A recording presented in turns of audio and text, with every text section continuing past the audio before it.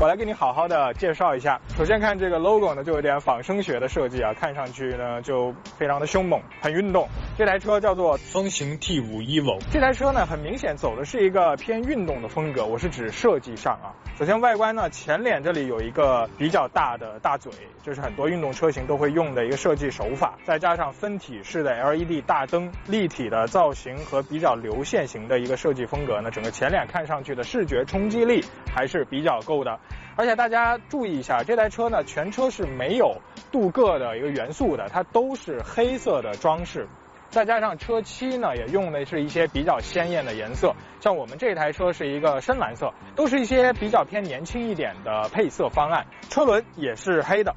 可以说呢，整台车为了体现出运动感，在细节部分也是比较下功夫。它的车长是要超过4.5米的，轴距超过2.7米。作为一台紧凑型的 SUV， 这个尺寸是比较足。但是在 C 柱的部分呢，为了不显得臃肿，其实做了一点点的小溜背啊，而且后门还有隐私玻璃。可以说对后排乘客的隐私照顾的也还算是到位了。最后再来看一看车尾，车尾呢它用的是贯穿式的尾灯，贯穿式尾灯是现在非常流行的一个设计元素啊。这里中间啊有一个英文的字样 Forthing， 其实我一直有点不太搞明白它是什么意思，后来想了一下，东风风行嘛，这个应该就是音译过来的一个 logo 或者说一个标识，我觉得还挺有趣的啊。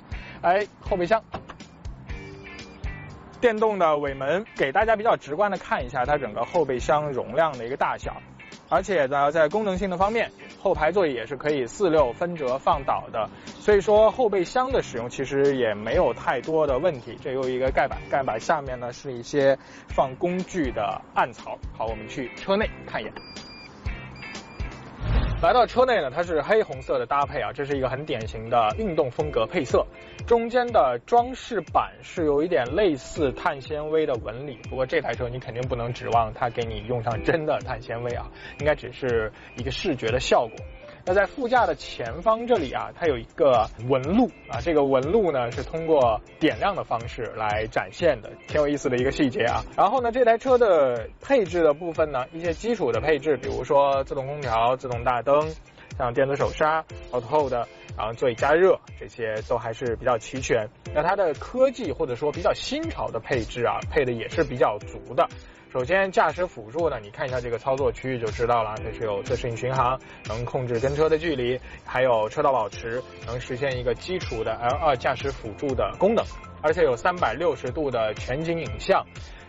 可以调2D 视图、3D 视图，然后有各个角度都可以看，显示的效果也是比较清晰啊。考虑到买这台车的用户啊，很多可能是首次购车，可能刚从驾校毕业，这个停车的时候心里难免比较紧张。有了这个配置之后，对于他们来讲，这还是显得挺友好的。而且还有像车载的微信啊，整个车机的功能呢也是比较齐全，也是符合现在的一个潮流啊，像娱乐的功能啊、连接电话的功能、导航啊等等，还有语音的控制啦等等，这些也说明这台车还是比较与时俱进的。那前排的空间我们来看一下啊，没有什么问题，这是我调好的一个驾驶坐姿，座椅坐着呢比较的宽大啊，比较舒服，软硬也适中，头部呢也完全是有余量的。去后排看一下。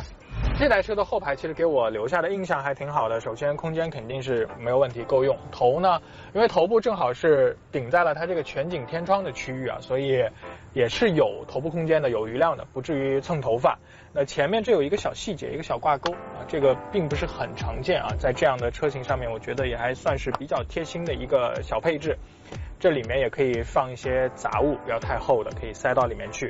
那中间位置是完全纯平的，只是说前后的间距塞我一个43码的鞋会显得有点拘束。那如果脚小一点或者是位女士的话，其实中间乘坐的这个舒适性是完全可以的。它的座椅的承托物软硬是适中的，整个座椅也是比较宽大，坐上去呢舒适性还可以。我们把头枕调到一个比较适中的位置，然后一个放松的坐姿，我觉得还是蛮不错的一个感觉。中间呢，它是有空调出风口和充电口，还有一个储物格。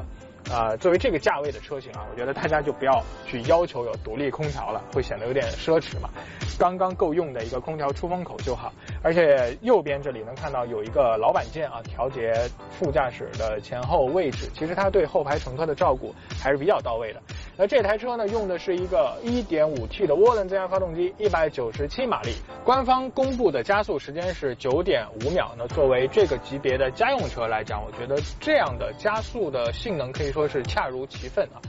公布的工信部的油耗是6.6升每100公里，其实还算是比较省油一点的一个水平。这台车的售价区间呢是10.39到13.69，总共4款车型。我觉得再结合上一点市场的优惠的话，其实买到这样的空间，买到这样的配置，它还是有一定的性价比的。如果你是想在10万出头这个价位买一个比较大的、比较实用的、适合家用的 SUV， 那同时呢，在整台车的一个风格上，你希望它能年轻一点，能显得有个性一些，那这台车你就可以去看一看，也是你值得考虑的一个选择。好，今天的实拍车我们就聊到这儿，下期节目再见，拜拜。